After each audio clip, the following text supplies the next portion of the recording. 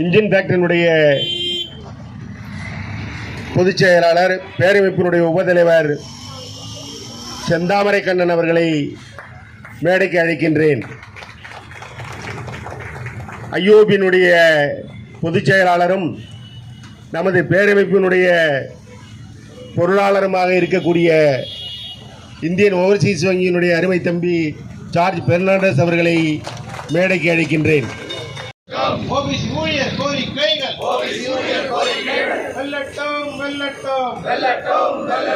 ஒன்றிய அரசு ஒன்றிய அரசு ஒன்றிய அரசு ஒன்றிய அரசு ஒன்றிய அரசு ஒன்றிய அரசு ஒன்றிய அரசு ஒன்றிய அரசு தாமதிக்காதே தாமதிக்காதே தாமதிக்காதே தாமதிக்காதே தாமதிக்காதே தாமதிக்காதே தாமதிக்காதே தாமதிக்காதே ஓபிசி ஊழியர் கோரிக்கைகளை ஓபிசி ஊழியர் கோரிக்கைகளை நடைமுறைப்படுத்த தாமதிக்காதே நடைமுறைப்படுத்த தாமதிக்காதே நடைமுறைப்படுத்த தாமதிக்காதே நடைமுறைப்படுத்த தாமதிக்காதே விரைவுபடுத்து விரைவுபடுத்து விரைவுபடுத்து விரைவுபடுத்து இனி ஆணையத்தின்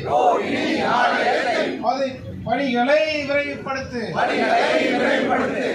வழங்கிடு வழங்கிடு வழங்கிடு வழங்கிடு நீதித்துறையில் தனியார் துறையில் இடஒதுக்கீடு வழங்கிடு வேண்டும் வேண்டும் வேண்டும் வேண்டும் ஓபிசி பிரிவினருக்கு தனி அமைச்சகம் வேண்டும் வேண்டும் வேண்டும் வேண்டும் வேண்டும் ஓபிசி பிரிவினருக்கு தனி அமைச்சகம் வேண்டும்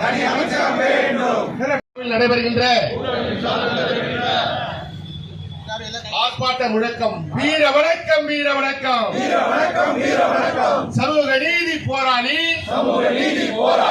இடஒதுக்கீட்டு போராளி தந்தை பெரியாருக்கு வீர வணக்கம் வீர வணக்கம் வீர வணக்கம் வீர வணக்கம் அண்ணல் அம்பேத்கருக்கு வீர வணக்கம் வீர வணக்கம் மண்டல் நாயகர் விபி சிங்கிற்கு வீர வணக்கம் வீர வணக்கம் வெல்லட்டும் வெல்லட்டும் என்சி ஓபிசி வெல்லட்டும் ஒன்றிய அரசே ஒன்றிய அரசே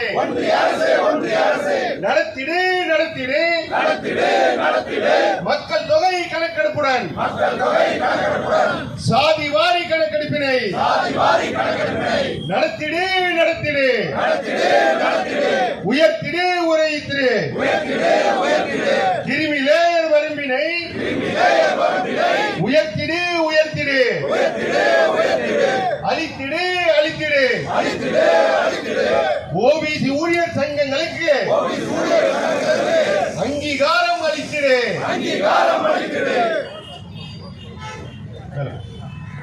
திராவிடர் விடுதலை கழகத்தினை செம்மையாக வழிநடத்திக் கொண்டிருக்கக்கூடிய சமூக நீதிக்காக என்றும் குரல் கொடுக்கக்கூடிய இடஒதுக்கீட்டுக்காக இன்றும் நம்முடன் இணைந்து நிற்கக்கூடிய திராவிடர் விடுதலை கழகத்தின் தலைவர் மரியாதைக்குரிய அண்ணன் கொளத்தூர் மணி அவர்களை அன்புடன் வருக என வரவேற்பதிலே பெருமகிழ்ச்சி அடைகின்றோம். அதேபோல என்றும் நம்மோடு கைகோத்து சட்டமன்ற உறுப்பினராக இருந்தாலும் சரி, சட்டமன்ற உறுப்பினருக்கு முன்னதாக இருந்தாலும் சரி, இந்த இடஒதுக்கீட்டு கோரிக்கைகளுக்காக மக்களின் கோரிக்கைகளுக்காக என்றும் களத்தில் நின்று போராடக்கூடிய எங்கள் அன்பிற்கும் பாசத்திற்கும் உரிய மக்கள் மருத்துவர் ஆயிரம்விளக்கு சட்டமன்ற தொகுதி நாடாளுமன்ற உறுப்பினர் மரியாதைக்குரிய மருத்துவர் எழிலன் அவர்களை வருக என வரவேற்பதிலே மெத்த மகிழ்ச்சி அடைகின்றோம். இங்கு வந்திருக்கக்கூடிய மூவர் மட்டுமல்லாமல் இப்பொழுது தங்களிடம் படித்து காட்ட விரும்பவில்லை, அனைத்தும் உங்களிடம் அளிக்கப்பட்டிருக்கிறது என்பதை கேட்டுக்கொண்டு இப்பொழுது நம்முடைய மருத்துவர் அவர்கள் பல்வேறு பணிகளுக்காக வெளியே செல்ல இருப்பதால் இங்கே நம்முடைய இந்த போராட்டத்தை ஆதரித்து உரையாற்றிவிட்டு செல்ல வேண்டும் என்று இருக்கிறார். ஆகிய அவரை இங்கே இந்த நம்முடைய ஆர்ப்பாட்டத்திலே கிட்டத்தட்ட இதிலே இந்த ஊழியர் சங்கங்கள் கிட்டத்தட்ட எங்களுடைய தமிழ்நாட்டில் தான் மிகவும் வலிமையாக இருக்கின்றன. 25க்கும் மேற்பட்ட சங்கங்கள் இருக்கின்றன. ஆனால் 25க்கும் மேற்பட்ட சங்கங்கள் இருக்கின்றன, என்ன கூட்டம் குறைவாக வந்திருக்கிறது நினைக்கலாம். காரணம் அங்கீகாரம் இல்லை. அங்கீகாரம் அளிக்கப்பட்டால்தான் அங்கே இருக்கக்கூடிய ஊழியர்களுக்கு ஒரு நம்பிக்கை வரும், தைரியம் வரும், பொது இடங்களிலே பங்கேற்பார்கள். இங்கே வந்திருக்கக்கூடிய அனைவருமே அரசு துறை பொதுத்துறையிலே பணியாற்றுபவர்கள். இன்று கூட பல்வேறு ஊழியர்களுக்கு அலுவலகம் இருக்கிறது. அதையெல்லாம் விடுப்பு எடுத்துக்கொண்டு இவர்கள் வந்திருக்கின்றார்கள். ஆக முக்கிய கோரிக்கையாக அங்கீகாரம் அளிக்கப்பட வேண்டும் என்று. ஏனென்றால் இந்த 27% நிரப்பப்படுகிறதா இல்லையா என்பதை கண்காணிப்பதற்கு சங்கங்கள் வேண்டும். அந்த தொகுதி வேலை தான், ஆயிரம் விளக்கு தொகுதியில் தான் நடவடிக்கைக்காக செல்ல வேண்டிய ஒரு சூழல், ஆய்வு பணிக்காக போக வேண்டிய சூழல். மழைக்கால நடவடிக்கைகளை துரிதப்படுத்த வேண்டும் என்று பல்வேறு ஆய்வுகளை மேற்கொண்டு வருகிறோம். அதன் அடிப்படையில் இங்கே ஒரு முக்கியமான காலகட்டத்தில் நீங்கள் போராட்ட நிகழ்வு நம்மளோட ஓபிசி அசோசியேஷன் இங்கே ஃபார்ம் பண்ணியிருக்காங்க. சேதுபதி அவர்களுக்கும், தனசேகர் அவர்களுக்கும், செந்தாமரைக்கன் அவர்களுக்கும், செல்வம் பெர்னாண்டோ அவர்களுக்கும் என்னோட வாழ்த்துக்களை தெரிவித்துக் கொள்கிறேன். மேடையில் அமர்ந்திருக்கும் அண்ணன் பீட்டர் அல்போன்ஸ் அண்ணன் அவர்களுக்கும், அண்ணன் குளத்தூர் மணியன் அவர்களுக்கும், வரவிருக்கின்ற நாடாளுமன்ற உறுப்பினர் கனிமொழி அவர்களுக்கும், அருள்மொழி அக்காவுக்கும் என்னோட வணக்கத்தை தெரிவித்துக் கொள்கிறேன். தோழர், ரொம்ப எளிதாக பண்ணிடலாம். 10% மேல் ஜாதியினர் இடஒதுக்கீடு கொடுத்தாங்களே, யாராவது போராட்டம் பண்ணாங்களா? ஏதாவது ஒரு போராட்டம் நடந்ததா? 10% மேல் ஜாதி இடஒதுக்கீடுக்கு ஏதாவது ஒரு ஒருங்கிணைப்பு குழுவோ களத்தில் யாராவது போராட்டம் பண்ணாங்களா? யாரும் போராட்டம் பண்ணல. 10% மேல் ஜாதி ஒதுக்கீடுக்காக இந்த கமிஷன் யாராவது போட்டாங்களா? அந்த கமிஷன் பேர் கூட நமக்கு தெரியாது.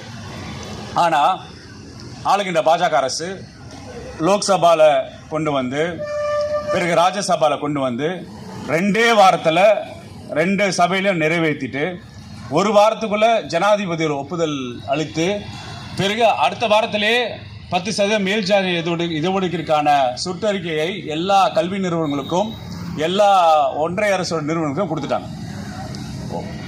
10% மேல் ஜாதி இடஒதுக்கீடு ஓபிசியில் இருக்க கிரீமி லேயர் கிரைட்டீரியா நமக்கு எக்ஸ்க்ளூஷன் கிரைட்டீரியா, அங்கே இன்க்ளூஷன் கிரைட்டீரியா வச்சுட்டாங்க.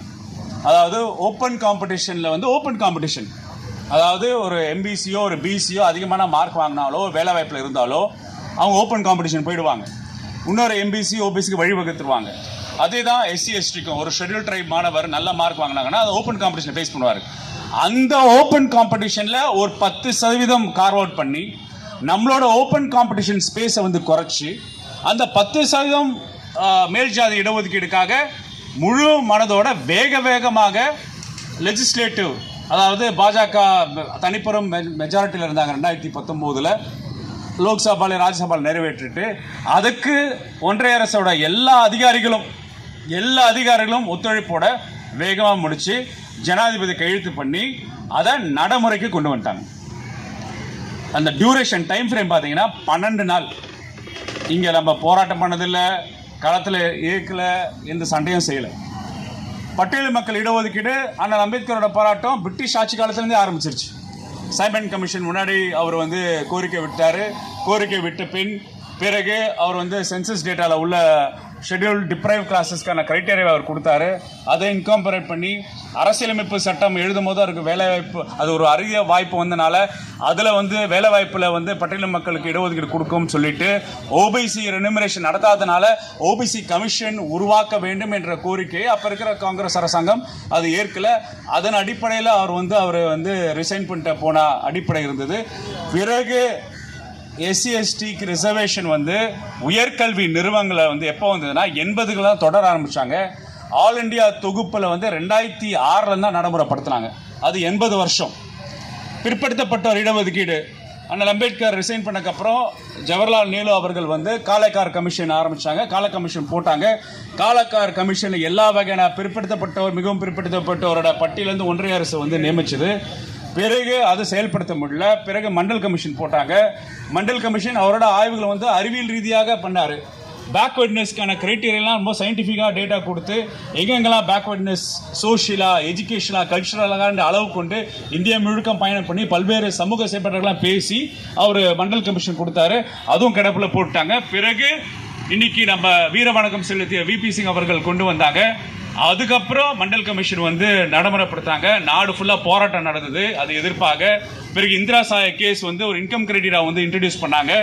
பிறகு 2006 ஒன்றிய திருப்பியும் போராட்டம். 2006 ஒன்றிய அரசோட நடத்தப்படுற கல்வி நிறுவனங்களை இடஒதுக்கீடு நம்ம கொண்டு வந்தோம்.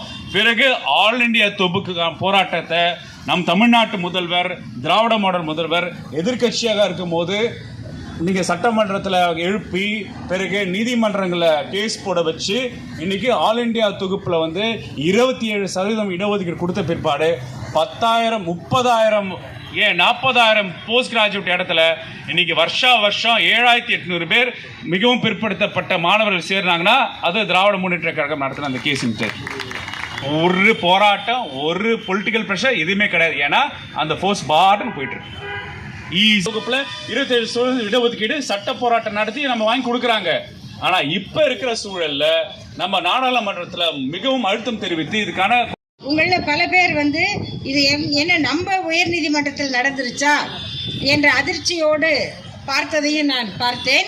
இது நம்ம உயர்நீதிமன்றத்தில் நடந்தது அல்ல, சென்னை உயர்நீதிமன்றத்தில் நடக்கவில்லை, கர்நாடக உயர்நீதிமன்றத்தில் நடந்திருக்கு. அப்படிப்பட்ட அந்த மேதை இப்படி பேசிய நீதிபதி யாருன்னு கேட்டால், சில நாட்களுக்கு முன்னால் பெங்களூரில் இஸ்லாமியர்கள் அதிகமாக வாழுகிற பகுதியை பாகிஸ்தான் ஒரு நீதிபதி குறிப்பிட்டார் இல்லையா, அந்த மேதை தான்.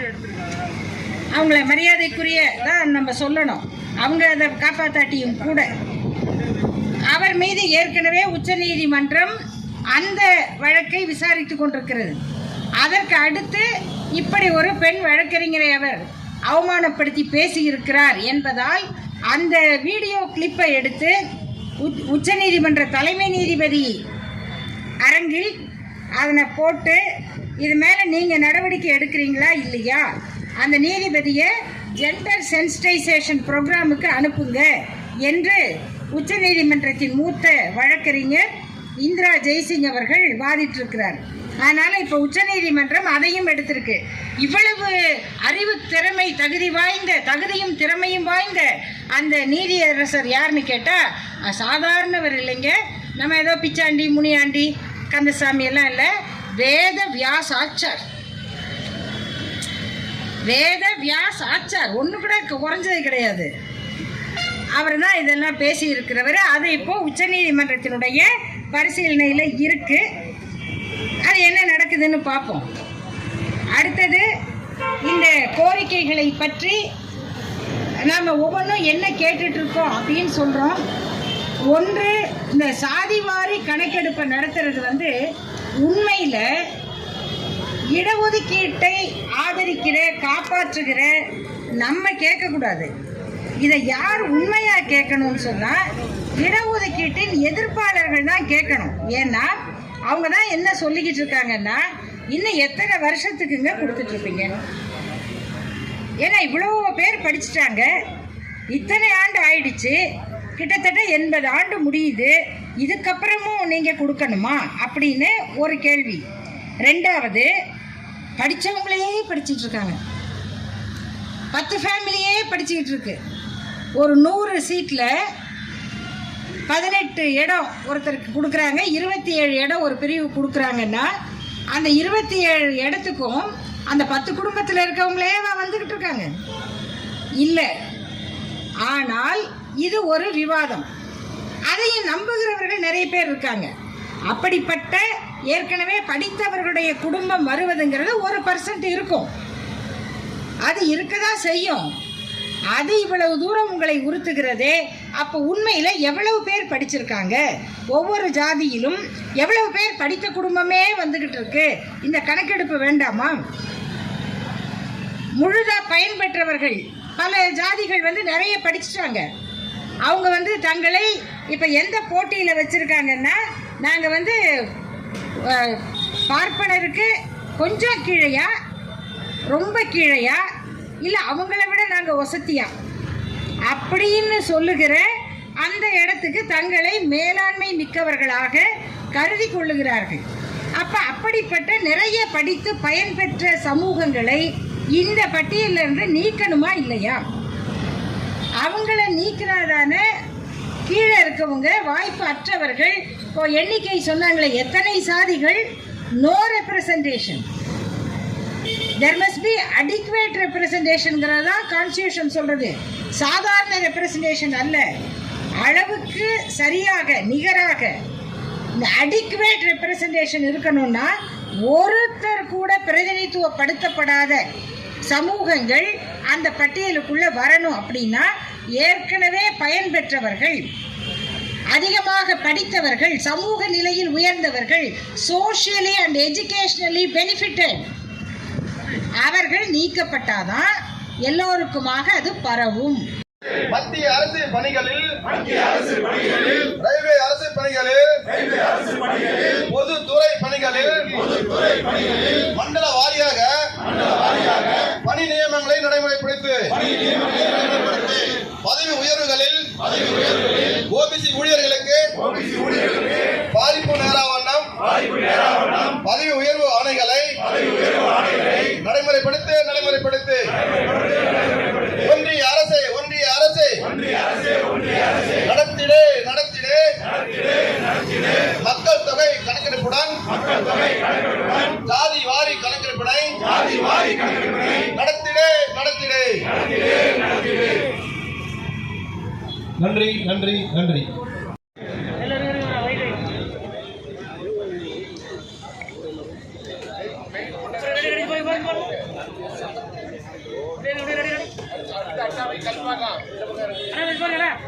ready.